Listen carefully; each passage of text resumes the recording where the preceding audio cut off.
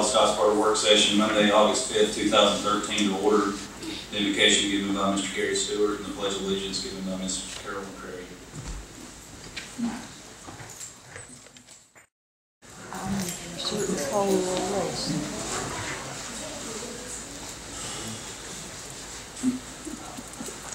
First item tonight is an awards presentation. These are the 8 and under Dizzy Dean World Series team from Scottsboro that competed in the Dizzy Dean World Series a couple of weeks ago. They're a great group of young men. They represented the city of Scottsboro, and it's exhibited by, out of 44 teams that was in the World Series, the Scottsboro team was awarded the sportsmanship trophy. And that's a high honor and something for them to be very proud of. But we were talking earlier, it'll mean more to them later on in life than maybe it does now, but it means a lot to each one of us who are here tonight. And we want to thank you for representing the city of Scottsboro. We're proud to see Scottsboro across the name in your chest on your jerseys there. But they had a great season. They've been playing for a long time, I think, since the spring. They had a record of 43-15 and won almost 75% of their games. But everything they did, like I said, they played hard, they listened to their coaches, they had a good time. But again, most of all, they were good sports about it. So this time, Mr. Stewart will help me have a certificate I want to give each one of them. And this is the sportsmanship trophy that they won. And I think we're going to keep it here for a few days and then maybe move it to the Raycom or whatever they wanted us to display it. We'll display it out front for a little while. But again, thank you for what you all have accomplished and for representing the city of Scottsboro.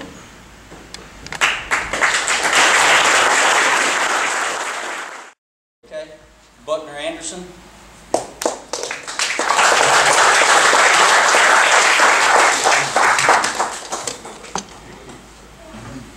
Colton Atkinson.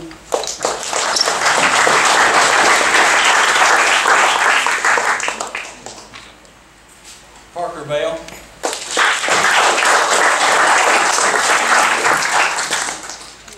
Tyson Blankenship. Riley Bradford.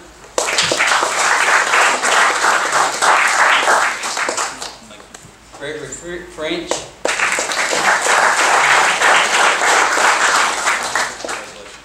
Will Jones.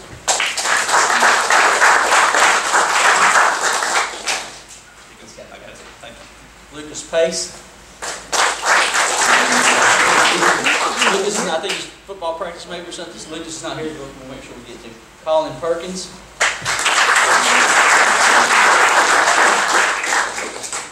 Drew Smith.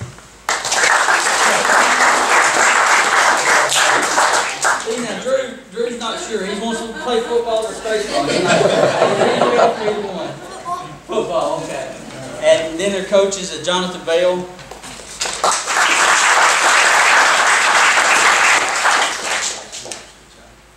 Kevin Atkinson.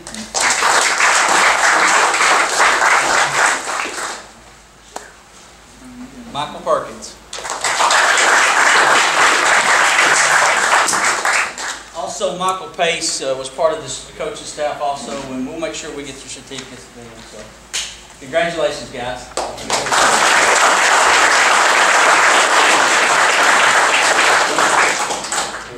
Y'all got anything you want to say? Okay.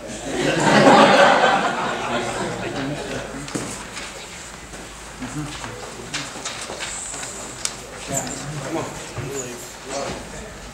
They don't want to hear y'all.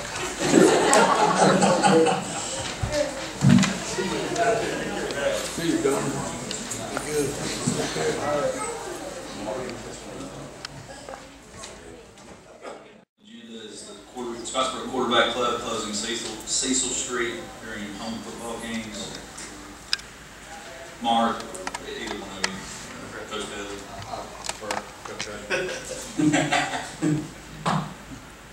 Thank you, Mark. Good evening. Appreciate you giving us the time to speak. First and foremost, let me preface this by saying that whatever comes out of what we propose and what you decide, we certainly appreciate the support we've always gotten from City Council, Mayor Potter, Chief Dahl, Sergeant Gary Shevers have always been great to work with. And providing security for our sporting events. That's why we're here tonight. So I just kind of wanted to throw something out there to you to see if we can get, if nothing else, some suggestions on what might work. If this won't work, then we're certainly open for suggestions on what might be better. This is in regards to traffic flow on Friday nights now.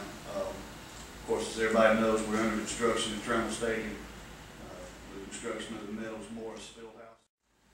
So in looking at that, what we're proposing is to close Legion on Friday nights to two-way traffic. We can man the entrance of Legion Drive. Mark's been good enough to help us with that, and some of the people in the quarterback club. What we would do is still use Legion Drive for parking. Our vision is that we'll have all visitors' buses enter our stadium by Cecil Street and just head all the way around Veterans and nose out, head out, and we'll park them on Legion Drive itself. There are still about 40 parking spots on the practice field fence from the walkway of the stadium up toward Broad Street. Those 40 spots can accommodate a lot of people still. We feel like if we can just use Legion Drive for parking, basically parking only, that we can make this year work. Now, that's the good part. The con to that is going to be that we're going to throw a lot of traffic now on Cecil Street. And I'm talking with Chief Dobb about this.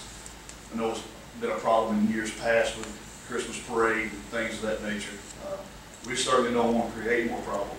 And if my proposal does that, then I'm open for suggestions. But what I would dearly envision, what we'd love to see is maybe an hour prior to kickoff, a way that we can control traffic coming in on Cecil.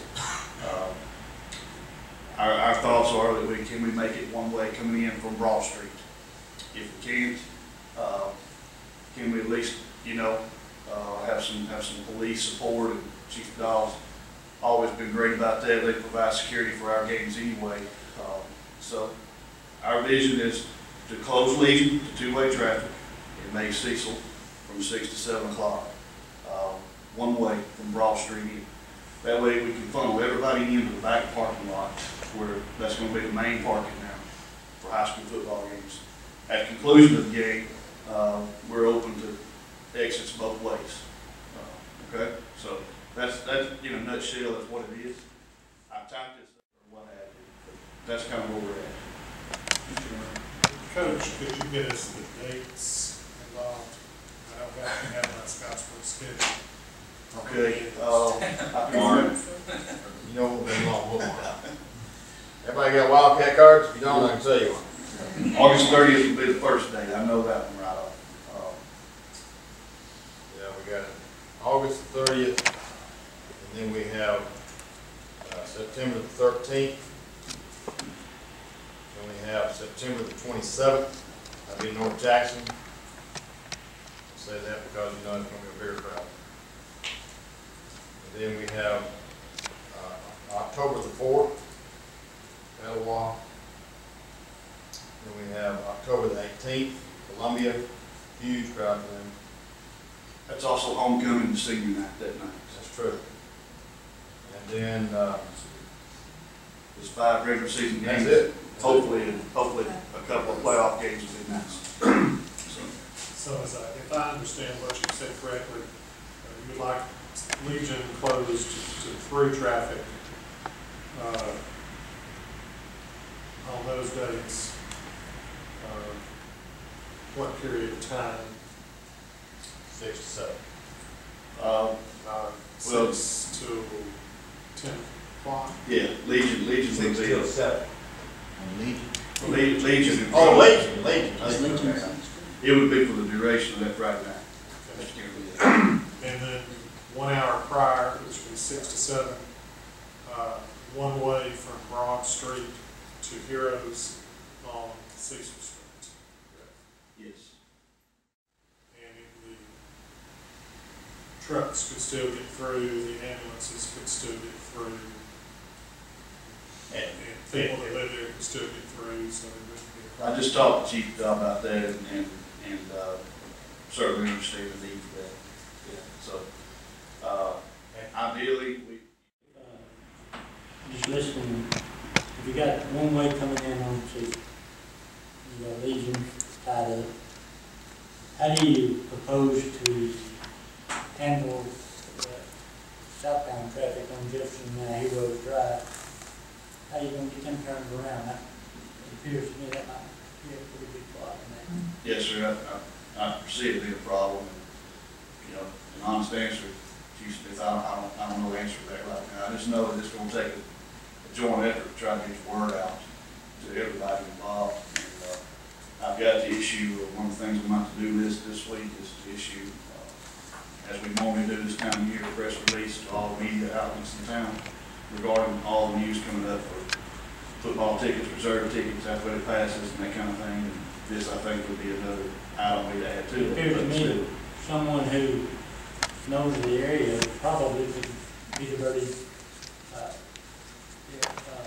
to school once we get there and go back over to Broad that way. Yes, sir. But probably half of people don't know how to do that. It's kind of complicated leaving the day. Garden, going to the Garden Drive. How about you? Well, as me and Chief talked on her today, if we put officers at the junior high, they'll be able to turn around the junior high parking lot and go straight back. Today, and there's several caveats to this.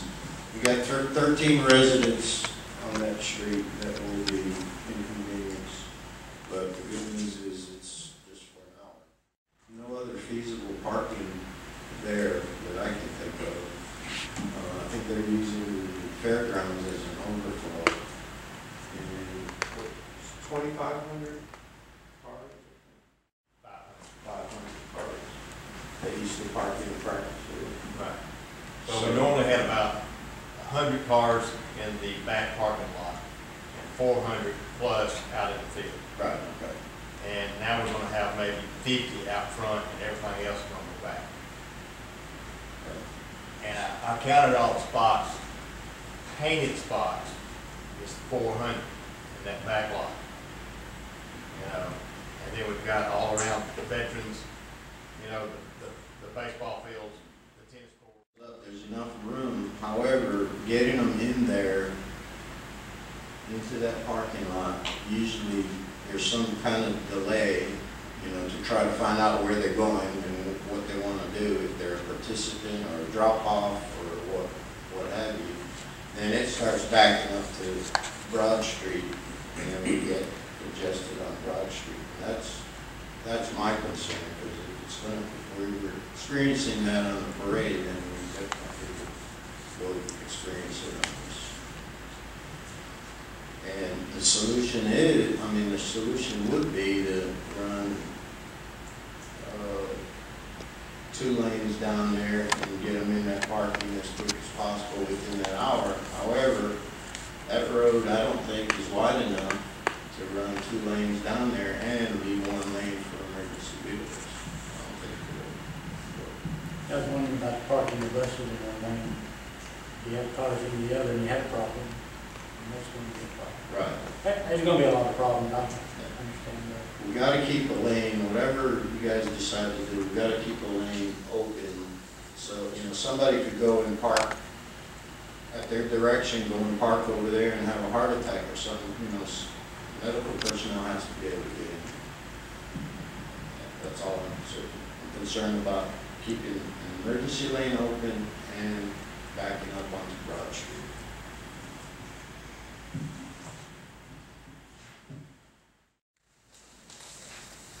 Next item on the agenda is the dairy building bids. Mayor? Today we had a bid opening for the facade of the Derrick building, and during the budget last year we appropriated $25,000 towards that. The low bid, I think the high bid, correct me if I'm wrong, was $51,000 and the low bid was $38,000. So if we're going to do this, we're either going to have to rebid it or make a budget amendment of $13,000.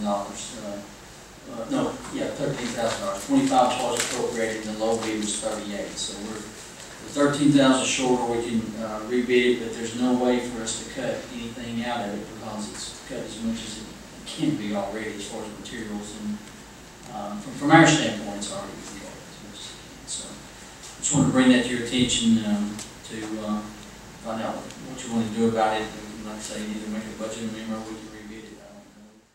Even though it's 11 feet wide, it's 25 feet high, and then they got wing walls that go back 25 feet. So it's not, I mean, it sounds like a small job, but it's really not. There's a lot of technical aspects to it. But he felt like that was over what they were capable of doing. Anybody have any questions? I'd like to see us go ahead and get it fixed. I know Mr. Talley would like to see us get it fixed now since he's moved back in his office, and so I'm for, if we need to just make a budget amendment or whatever, I agree with that. Okay, we'll put it on next week's agenda.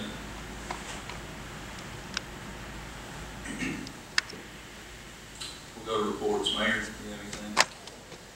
Yes, I've got actually several things. The Solid Waste Department received a recycling grant from the Alabama Department of Environmental Management through a Alabama Recycling Funds grant program for $13,916.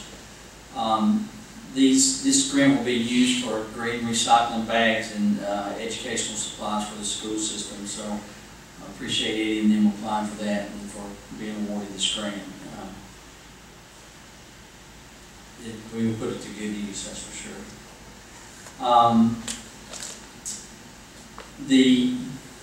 Within the next 2 weeks, you're going to see some repair work done on Broad Street out here. I don't know if you've noticed that there's been some bad spots come up on the road that was paved last year. I think 5 or 6 different areas. We had a meeting today with Jackson Paving and their engineers, and it's spotty in different places. Like I say, I can't remember, it's 5 or 6 different spots, but they'll be starting work on that hopefully Wednesday and have it done in the next couple of weeks to get that work repaired where we've had some base failure and some other things that's happened there. We just completed the City Park boat launch down there with new parking spaces and larger parking spaces. And if you haven't been down there, it's worth going down and see it. It looks totally different. We were looking at maybe, we're going to have to, as part of the deal, was we're going to have to make that boat launch down there handicap accessible. So rather than seeing what we had to do to make it the existing boat route accessible, we've gotten a couple of prices, just estimates on the floating boat dock down there, which would be 8 foot wide and 100 foot long, and it would be handicap accessible. We know we'd have to bid it out, but roughly those prices are looking around in the $40,000 to $45,000 range for this dock, which to me would be a better way to go. It's less maintenance. It's lots, it's going to be 2 by 2 pieces of concrete that's inset. So if something, you have a bad spot, you just replace it. So if it's okay with you all, I'd like for us to just maybe put this out for bid and see what comes in. I think that would be a better route than going in and just maybe modifying our existing ramp. We would just tear the old one out and put this floating boat ramp in, or boat dock in, and it would be probably about 30 feet longer than what we've got now. It would just be a lot nicer area for the people to tie their boats to while they're launching it. So if it's okay, I'll just go ahead and get this bid out and bring it back to you all and see what we can do with it. So, but it's really a nice launch down there now, and so if you haven't been down there to look at it, it's a huge improvement from what was there. I meant to mention earlier with the World Series kids that Yvonne and Sonia are here, and they play a part in this baseball team and all. We had several teams go to state tournaments, and this particular one went to World Series. I think Gary and Patrick's sons were on the state tournament team. So we had lots of successful teams, and again, that's just part of the programs here that's offered through the city, through the Parks and Recreation, and I appreciate their hard work. And I meant to mention that earlier, and I'm sorry about that. And finally, this fresh-faced young man that you see on the front row here, who hasn't learned that he needs to sit on the back.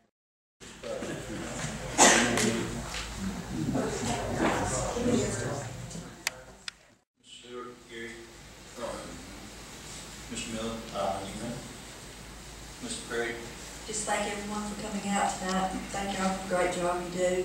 We're real proud of all these young people, all the hard work y'all put into it, and remember to shop local and recycle. Thank you. Mr. Smith? We had discussed a house that the water runs under is having difficulties.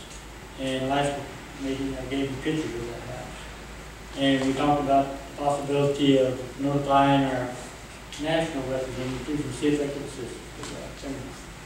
And I think it's time to do it or not. So if it's okay with the council, next month now, I have that letter drafted. I'll bring it to City Hall and have that email to each of you. And if it's acceptable with you, then I'd like for us to all agree to send that letter to these people next month. And either get them help or not, whichever one they choose to do. Thank you. I have a letter that was given to me. It says, I want to take this opportunity to express my sincere appreciation to our City Council and the Rec Department for your continued support of our youth baseball in Scottsboro. Our 7-year-old All-Star team appreciates your dedication to our facilities and your commitment to making Scottsboro baseball competitive and fun for our kids. Best regards, Mark Peppers, and the 7-year-old All-Stars.